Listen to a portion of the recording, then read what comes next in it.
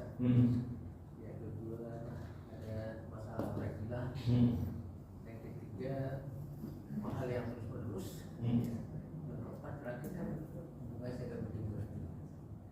Jadi sekarang ini pertanyaan kerisauan kakek-kakek dalam menghadapi situasi sekarang. Kita melihat cucu kita Pak, tidak akan lagi dengan anak-anak, dengan orang tuanya. Kebanyakan yang akan dengan api itu aja. Jadi asal dia nangis kasih api. Jadi kira kita yang orang mengurus anak itu supaya sayang pada orang tua itu. Kan ada contoh bagaimana kita menyayangi orang tua itu sendiri. Tapi dilihat generasi ke depan, itu ini ancaman ini Pak. Jadi kira apa langkah-langkah kita yang terbaik menghadapi situasi yang begitu.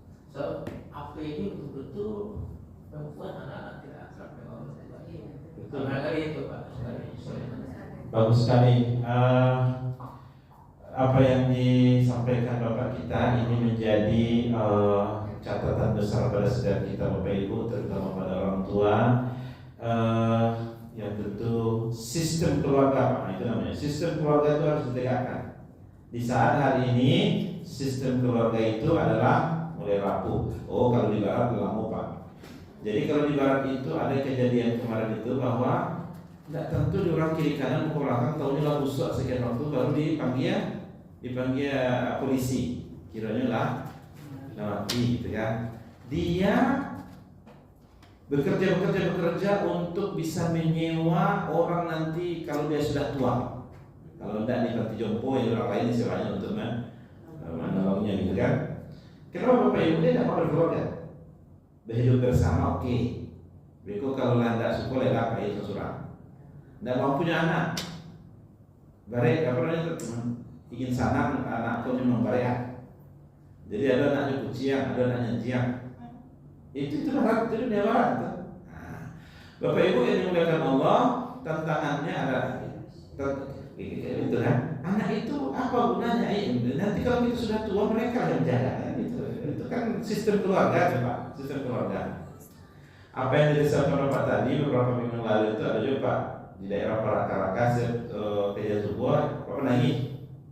Pak kau yang punya cucu ya kata, hanya saya pernah cucunya Pak. Memang sengaja datang dari Jakarta untuk mencari cucunya Pak. Tiba di Jakarta, dan cucuku datang terus dia saya datang.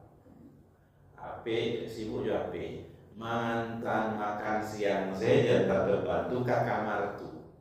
1 minggu dari sekolah kan. Jangan gak berinteraksi. Inilah senang kalau punya kawan followersnya banyak di Facebooknya, di Twitternya. Bapak Ibu yang dimuliakan Allah Subhanahu Wa Taala, memang para orang tua itu Bapak wajib untuk mengambil tindakan. HP itu yang kalian kan apa? Peraturannya itu kan.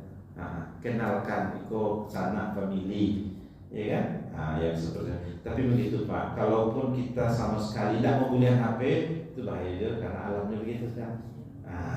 Jadi bijak dengan teknologi yang Allah Subhanahu Wa Taala karuniakan itu pada zaman kita sekarang, bukan berarti tidak melek teknologi, boleh, tapi kita juga memperhatikan sisi-sisi dari sistem kekeluargaan itu.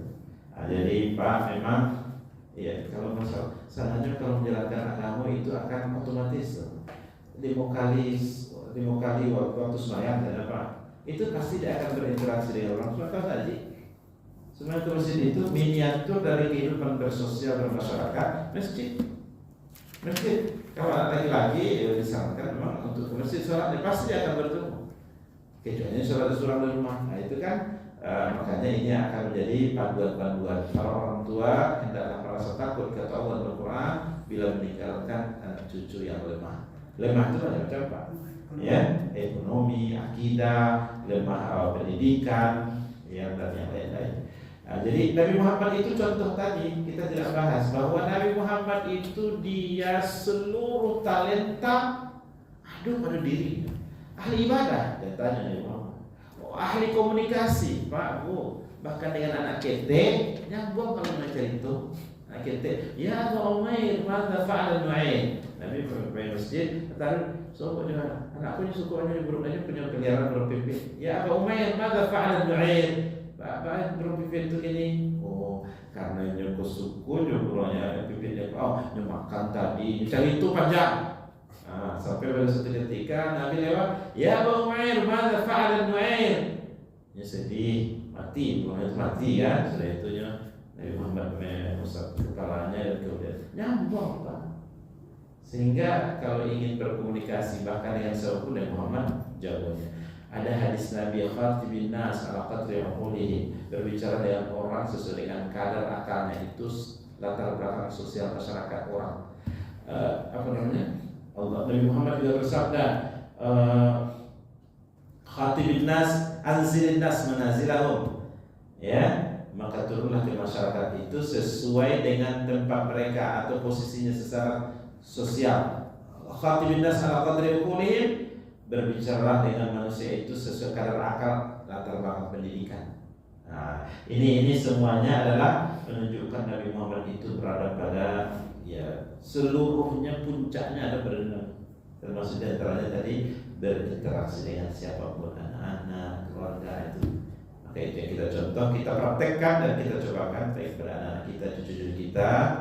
Ya insya Allah Pak, itu perjuangan kita Pak, dapat pahala dari insya Allah. Bukan berhasil atau tidak dapat pahala, enggak. Pada setiap perjuangan yang kita lakukan, di situ pahala kita akan bertambah.